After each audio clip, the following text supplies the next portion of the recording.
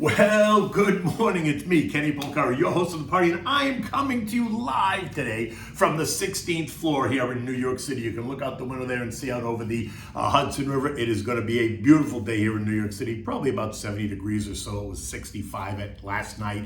So it was actually a beautiful fall time of year. Anyway, today is Thursday, September 1st, 2023, and here's what you need to know to get your day going, right? So what happened yesterday? Well, the Fed paused. And I would say you'd have to be living in a cave if you were surprised by that news. And then the Fed remains hawkish, to which I'd say you'd have to be living under a rock if you didn't expect that to happen, or if you were surprised by that as well. The algos were not happy, stocks declined, and guess what? They are in decline mode again this morning. But remember, it is the end of the quarter. We're only days away, so there's going to be lots of window dressing and reallocation of portfolios going on. And so what do we have for dinner tonight? We're going to have the Greek-style filet of sole, which is really simple to make and so delicious. And it's like clean eating, right? There's not a lot of sauces on it. It's just clean and delicious. Okay, so just like that song, right? Don't worry, be happy. If he said it once, he said it a dozen times. The Fed can now proceed carefully. Yet the message remains more hawkish than not, right? The soft landing that the Fed thinks that they can navigate is now due to arrive when? Sometime in 2026, and that's not a typo. That's the good news. The not so good news is that while JJ did suggest that the Fed is close to done raising rates, which we expected, he did tell us that they're going to hold them there for longer than what the market expects, and that has been the risk all along, right? He needs to define longer. And he kind of did define it, right? Because we all know that any definition is in the eye of the beholder, right? The way you define long may be different from the way I define long. So does longer mean 3 months, 6 months, 12 months, 18 months? It's all kind of when they use the word speedy to define the pace at which they raised rates, which is always kind of curious to me because I don't necessarily think they wrote anything that they raised rates in any way that can be defined as speedy, right? The definition is confusing. Speedy to me would have been raising rates by 100 basis points starting in January of 2022 and then do so for the next 5 meetings, and that would have gotten us to where we are much sooner, right? Think 5 moves versus the 12 moves. That to me would have been speedy. But 12 moves that were all well telegraphed over a 17-month period, that's their definition of speedy.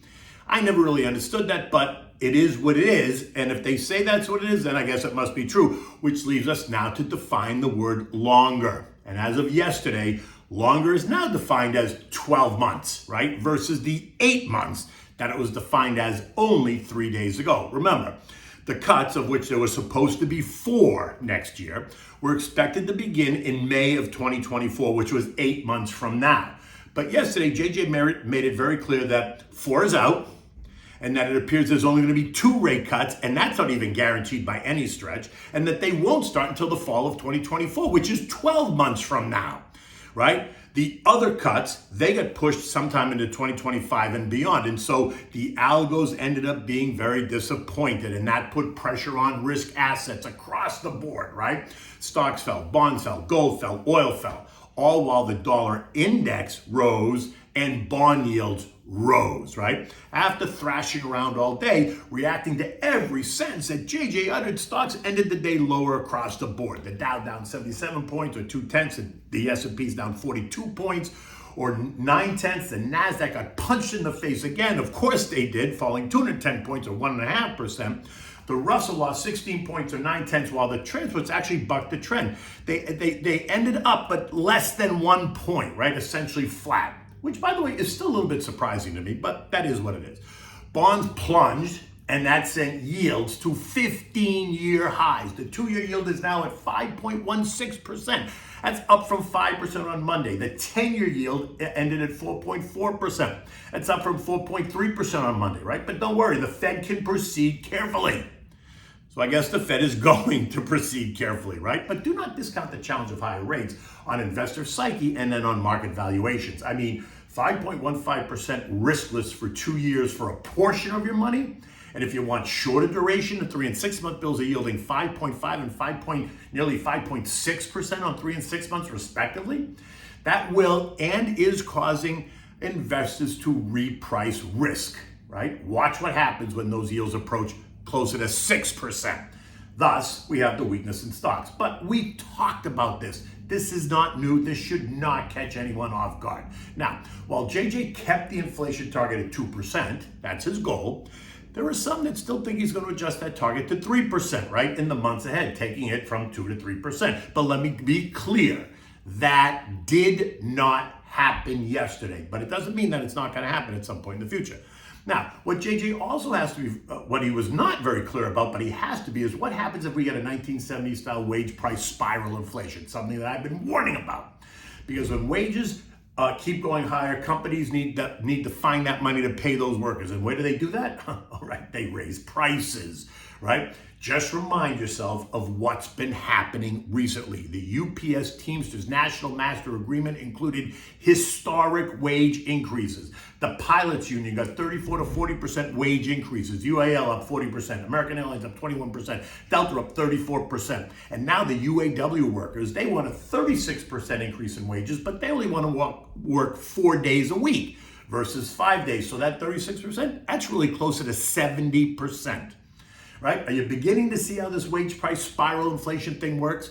Because that is what I think is going to throw this off the rails. And while he never addressed it directly, it has to be in the back of his mind.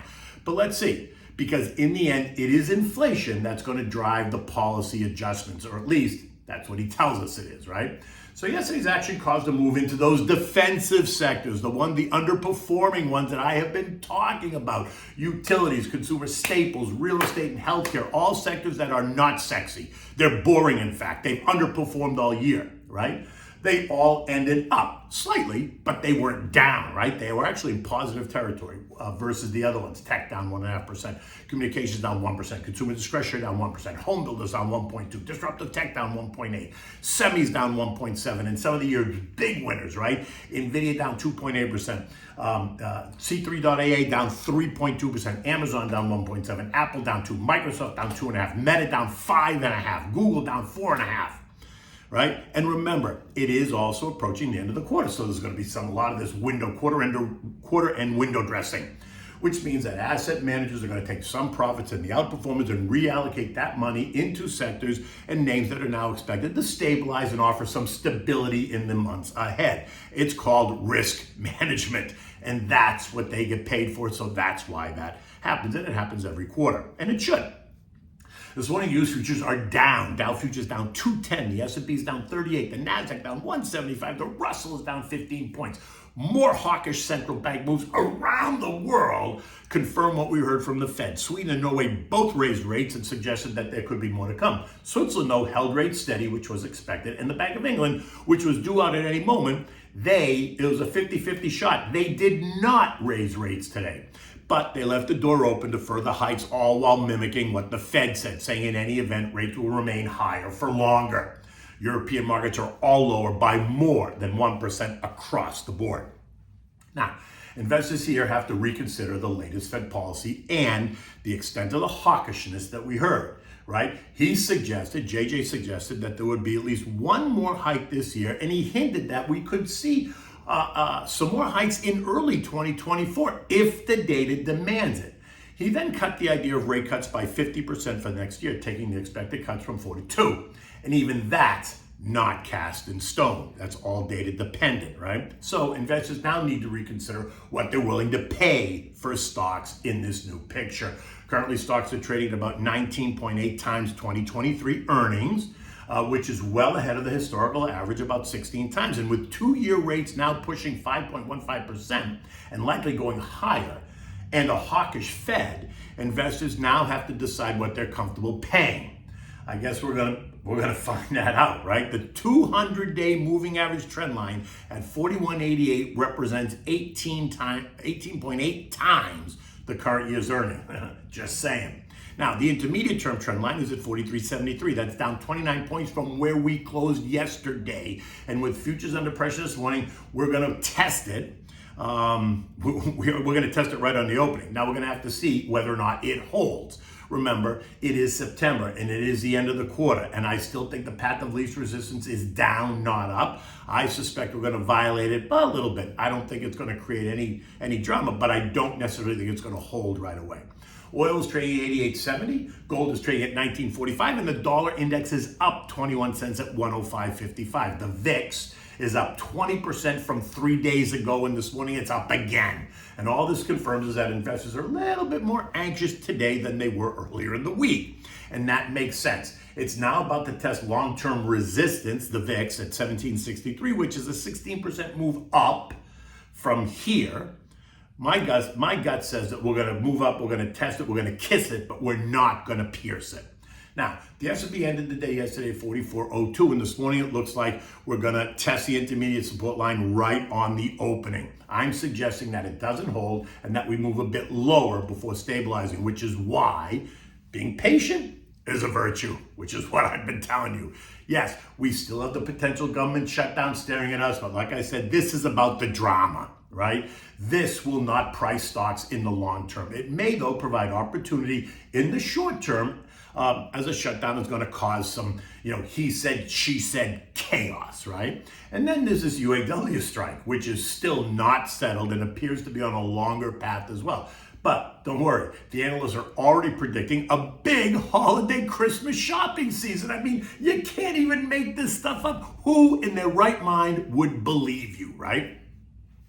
Because I thought the writers were on strike, but who's ever making up this story is unbelievable. The quarter now is coming to a close. Expect to see that repositioning I've been talking about from asset managers, selling some of the big winners and adding that money either to short duration treasuries or the underperformers as we move into year end and the new year, right? They're going to start looking now at the first quarter of 2024. Which I can't even believe we're talking about 2024 already. I mean, it was like yesterday. We had 2023. Anyway, so what are we having for dinner tonight? We're having this Greek-style filet of sole. It's a simple yet delicious dish. Shouldn't take you any more than 30 minutes start to finish, right? For this, you need freshly squeezed lemon juice. You need a thinly sliced lemon, so slice it, thinly slice it. You need olive oil, butter, shallots. That you're going to slice. You need capers, you need salt and pepper, garlic powder. You need 2 pounds of filet of sole, maybe, 8 to 10 pieces, depends on how thick they are, whatever. You need scallions trimmed and sliced in half lengthwise and then chopped fresh dill. You want to preheat your oven at 375 degrees. Now in one bowl, you're going to mix the lemon juice, the olive oil, the melted butter. You're going to stir in the shallots, the garlic, and the capers. In another bowl, you're going to mix the dry stuff, so the salt and pepper and the garlic powder. Mix it up. Now rub that dry mix on the fish, on both sides of the fish. Next, put the fish on a lightly oiled baking dish, and using a pastry brush, rub the juice mixture on both sides of the fish, and then pour the balance all over the fish and into the dish. Right? Take the sliced scallions and the sliced lemon rounds and place them on top of the fish pieces. Put it in the oven. Cook it for 10, 15 minutes max, depending again on how thick it is, right?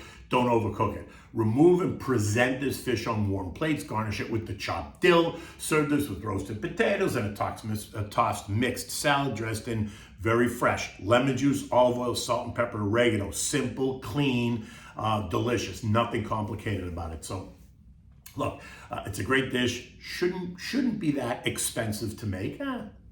But it is what it is. Food prices are going up, but nobody seems to want to believe that. In any event, look, it's a beautiful day here in New York City. I'm going to be on with Charles Payne at 2:30 today, live from the Fox studio, so make sure you tune in. Until tomorrow, take good care.